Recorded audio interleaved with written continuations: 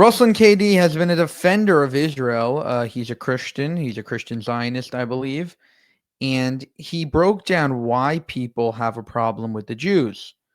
I think that this is more relevant now than ever with the unbelievable torrent of anti-Semitic conspiracies, floating around again. Check out what he has to say. This is what I think. If I had to simplify this entire thing, is because of the scriptures, which to me is actually just a testament that the scriptures are true. Because of the scriptures, because of Proverbs, Ecclesiastes, a framing of financial literacy and success, and these things being true, and Jewish people holding to these principles throughout thousands of years, now you have them, which is a small population of the global world population, but because culturally, this is the difference between like head knowledge, tacit knowledge on an individual level, and like building culture. Because of culturally implementing God's ways for certain things, you always see Jewish people in positions of influence, success, and power, whether that's Hollywood, whether that's law, whether that's whatever. And so people think it's a conspiracy and they've all joined together. It's like, no, you don't understand that like they couldn't do anything else. And so they went into these other industries, like entertainment, banking, law, and like crushed and dominated because of the principles that we see in Proverbs. Come on. Right? And that's a cultural dynamic that many who don't understand. Right? Shout out to Javier. He says, Jews don't pray for money, they pray for work. Better mindset, they have winning mindsets. That's a bar. So why do you see Jewish people always successful and always in positions of power? Again, it's a very much an oversimplification. Don't pray for money, pray for work. Yeah, pray for work. Pray for, well, what is work? Solving problems. Come on. Pray for work to solve problems, right? And since when has interest been a solution? Right. They own the most expensive parts of Brooklyn. That's the power of culture. And I think what happens is, especially in pockets of the right, is that folks don't understand a better story. They're just consumed with being outraged against something. Yeah. And if all you are is just outraged about everything. Hold on. What he just said there is so relevant. Folks don't understand a better story. The Jewish story, the Jewish people going back to their land after all of these years, and the amount of oppression that they faced, the amount of challenges that they faced, and overcoming all of that, and being able to be successful in every society, under every leader, under all these millennia, thousands of years. And instead they decide, oh, they must be up to something. They have we have to penalize them for being successful. Folks don't understand a better story. They're more interested in being outraged against it. Wow. And he continues.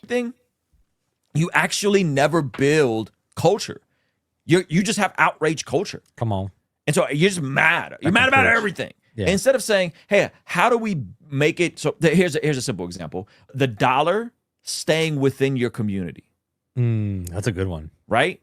So again, I don't want to use hypergeneralization, but like Jewish people have a way to maintain their dollar to stay within their own communities. Yeah. Right?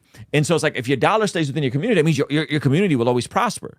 If you're always prioritizing doing business and commerce with people who are aligned towards your culture and your worldview, guess what? There'll always be a circulation of money within there. I'm going to start that embroidery business. And wait, what? No, that's like a practical sense. Like I'm going to go to the Christian mechanic. I'm going to go to the Christian business owner. I'm going to go to people who share my values. A buddy that starts a screen printing business. Right. I'm going to go to my buddy who has a silk screen business. So when you do that, you keep the dollar within the circulation of your own community versus you just spend money frivolously to pagans and people who don't care about you, your community, or your God. Yuck. And then you actually lose power that way, right? Yep. And again, these are all things that I just don't think folks care to understand. And so then when you see a group successful, you go, well, we're not successful like that.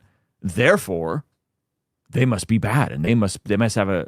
It's like, no, you should look out for your own. Like you should look out for your own. Yep. And so it's like, I think oftentimes Christians have a very toxic view about finances. They have a toxic view about success. They have a toxic view of business.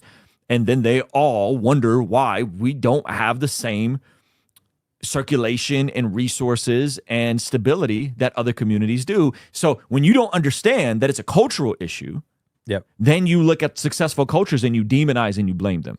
And that's, I think in a nutshell, a very hyper generalized, simplified version of, I think, why this is happening specifically with Israel. Yeah. And again, you can't have outrage culture. You can't obsess over other people's success. Instead, look at that, be like, oh, they're doing something great. Let me try to replicate that within my situation. They're, looking out for each other. Let's try to replicate that within our community. That's the lesson that people should learn from Jews, not the, oh, they're doing something great. How do I tear them down to my level? Or how do I destroy them because, I'm not doing great. So I want them to feel what I'm feeling. It's a big problem. People need to wake up, and it's really stuff that should be learned in kindergarten and nursery and preschool.